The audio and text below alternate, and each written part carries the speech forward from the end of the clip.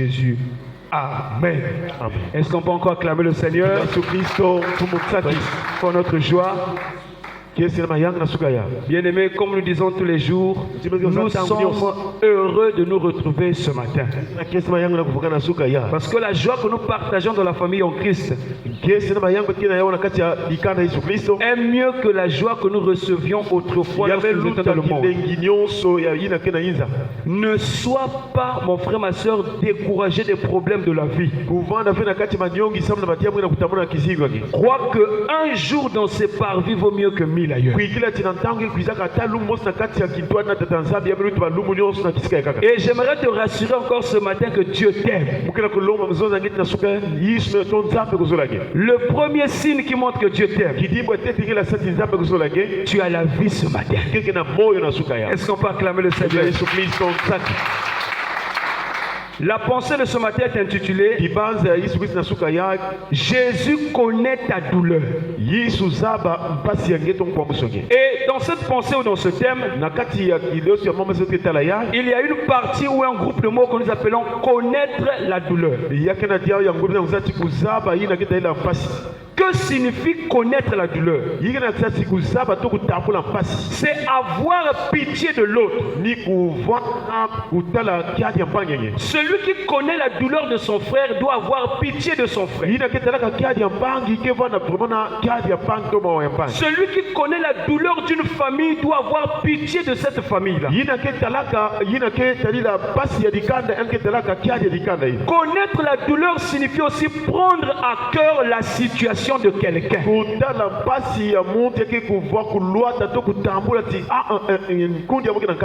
C'est avoir de la considération à l'égard de quelqu'un. Dans la vie, il peut y arriver qu'on soit découragé, déçu. On peut nous abandonner, on peut nous négliger. Mais la bonne nouvelle, il y a quelqu'un qui est toujours là pour nous récupérer. Il peut nous redonner de la valeur comme au temps de Jephthé.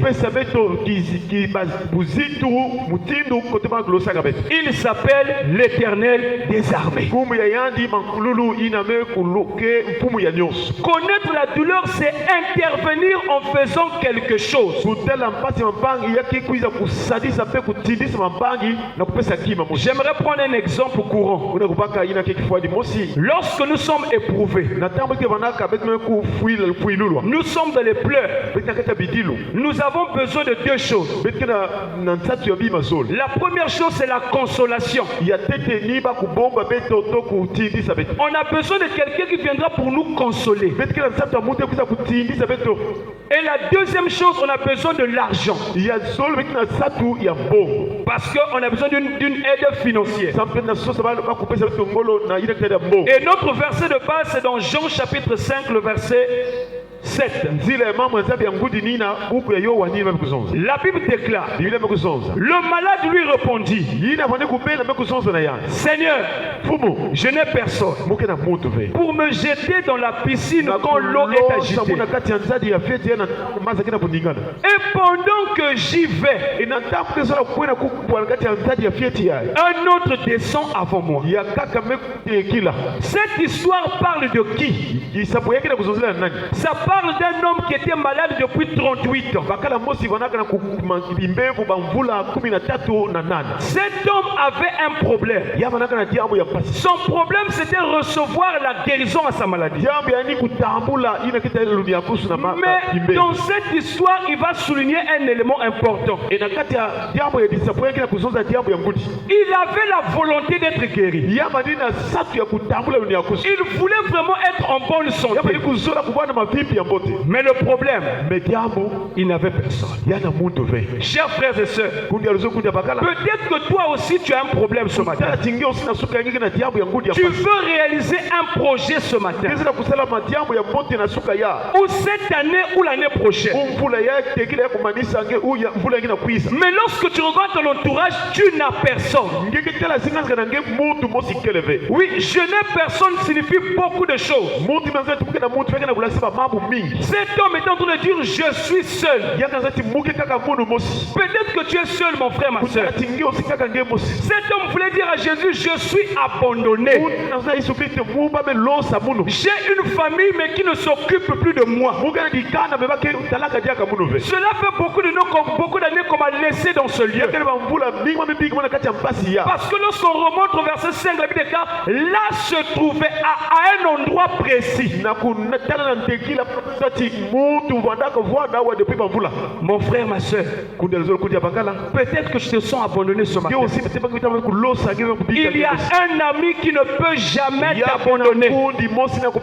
Il s'appelle Jésus de Nazareth.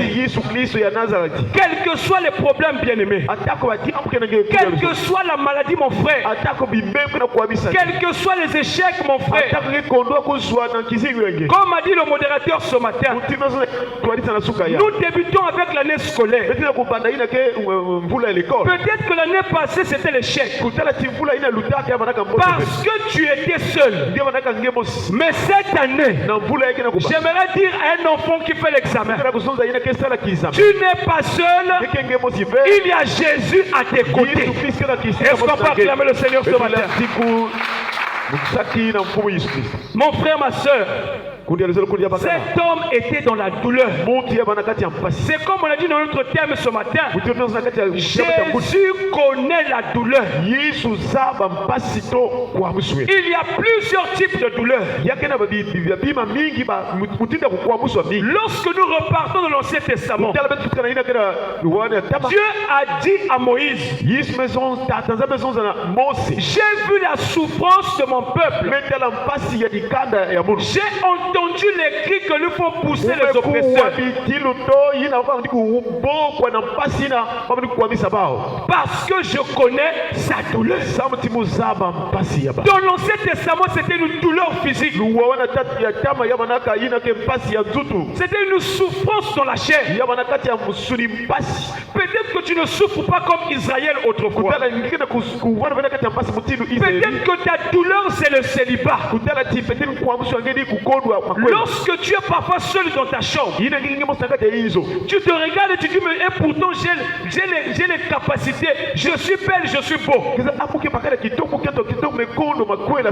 Mais pourquoi le mariage n'arrive pas? C'est une douleur dans le domaine du célibat. Il y a aussi la douleur dans le chômage. Tu as les capacités, tu as les capacités, tu as les potentialités. Mais tu n'as jamais un travail qui te fait plaisir, qui satisfait tes besoins. Même quand tu travailles, tu ne peux pas jouir bien de ton argent, de ton salaire. C'est la douleur du chômage. Mais la bonne nouvelle ce matin, il y a quelqu'un qui connaît tes besoins. Il est capable de te donner un bon travail. Reçois un bon travail au nom de Jésus. La douleur de la stérilité. Il y a plusieurs personnes qui sont dans les foyers, mais qui n'ont jamais eu un enfant. À chaque fois qu'ils ont vraiment une grossesse, c'est des grossesses arrêtées. C'est des grossesses qui vraiment compliquent. Moi je sais que dans la Bible, il y a une femme qui avait déjà dépassé la ménopause. Elle s'appelle Sarah. J'aimerais dire à quelqu'un ce matin, Dieu pour faire un miracle, il ne regarde pas ton âge. Ce n'est pas parce que tu as plus de 40 ans. Ce n'est pas parce que tu as plus de 50 ou 60 ans. Mais Dieu pour faire un miracle, il le fait de sa propre volonté. Ce jour-là, quand l'Éternel est arrivé de la maison d'Abraham, il a posé la question à Abraham, où est ta femme Sarah? Pourquoi? Parce que Dieu voulait commencer une nouvelle histoire avec Sarah. Que le Seigneur commence une nouvelle histoire dans ta vie au nom puissant de Jésus. kisapo ya mona to mbula ya mona nange. La douleur de la pauvreté. Et ya kaka kondwa kuzwa. Plusieurs personnes souffrent aujourd'hui. Parce qu'ils sont en train de peiner, de souffrir vraiment des difficultés. La bonne nouvelle, il y a quelqu'un qui peut pourvoir aux besoins. Il peut ouvrir les opportunités. Il peut stabiliser même le manger. Le livre de Psaume déclare. Le livre de Psaume déclare, en tout cas, beaucoup celui qui donne la nourriture à toute chair, car sa miséricorde dure à toujours. Est-ce qu'on peut acclamer le Seigneur? Et dans le cas où nous sommes ce matin, nous sommes dans la douleur de la maladie. Cet homme a souffert 38 ans de douleur. Il était dans le désespoir. Est-ce que tu es dans le désespoir ce matin? Est-ce que tu n'as plus l'espoir de la vie ce matin? Il y a même des gens qui ont envie de mourir. Vraiment, j'ai trop de problèmes, je dois mourir. Ne meurs pas avant le temps de Dieu. Parce que Dieu a prévu des grandes choses pour toi. Qui croit que le Seigneur a prévu des grandes choses pour toi? Est-ce qu'on peut acclamer le Seigneur? Les autres l'avaient abandonné. Il était resté seul. Et la bonne nouvelle, c'est que quelqu'un va arriver. Lorsque Jésus arrive, il lui pose la question. Nous connaissons l'histoire. Veux-tu être guéri? Lui, il a commencé à faire le CV. Il a commencé à expliquer. Moi, quand j'ai commencé, voilà les douleurs. C'est ce que nous faisons autrefois. Il a commencé à expliquer sa situation. Il a commencé à donner les détails. J'aimerais dire à quelqu'un ce matin, Jésus n'a pas besoin des détails. Il est prêt pour faire un miracle. Quand Dieu a prévu un miracle dans la vie d'une personne, les détails ne vont rien faire. Parce que la puissance du miracle est plus forte que les détails. Que le Seigneur fasse un miracle dans ta vie au nom puissant de Jésus. Que le Seigneur te fortifie ce matin au nom puissant de Jésus. Peut-être que toi tu n'es pas malade. Parfois c'est ta femme qui est malade. Parfois c'est ton mari qui est malade. Il se peut que ce soit ton enfant qui est malade. Mais ce matin, ce que nous devons retenir, Jésus nous délivre de la douleur de la maladie. Jésus nous délivre des rhumatismes.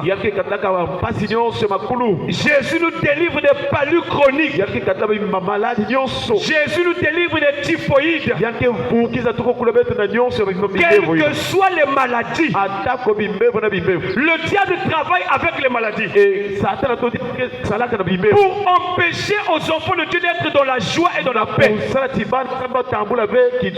C'est pourquoi quand on est malade, tu ne peux pas rire comme il se doit. Tu ne peux pas te déplacer comme il se doit. Tu ne peux pas vaquer à tes occupations.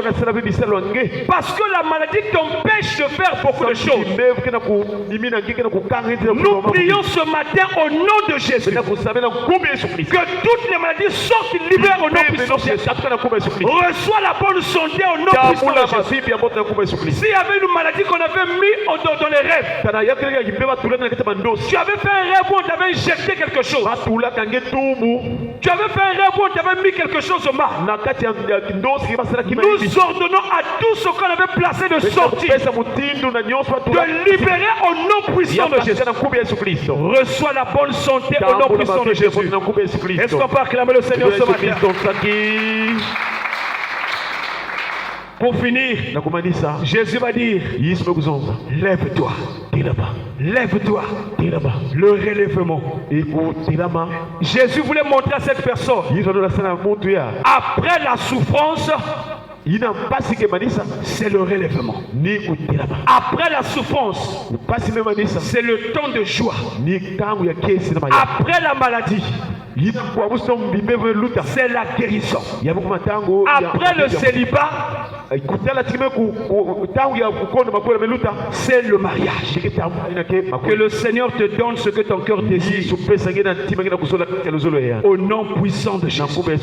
J'aimerais nous inviter à nous lever ce matin. Dans nous lever, nous allons faire une courte prière. Tu vas commencer à rendre grâce au Seigneur ce matin. Parce que Jésus connaît ta douleur. Tu vas commencer à dire, Seigneur Jésus, merci parce que tu connais ma douleur. Élevons nos voix, prions le Seigneur au nom de Jésus. Merci Seigneur parce que tu connais ma douleur. Merci parce que tu connais mes problèmes, oh Dieu. Mon frère, ma soeur. Merci parce que tu connais mes douleurs et mes peines. Oh Seigneur, merci parce que tu connais mes problèmes. Quels que soient les problèmes, je crois que tu es capable. Quels que soient les problèmes, je crois que tu es puissant.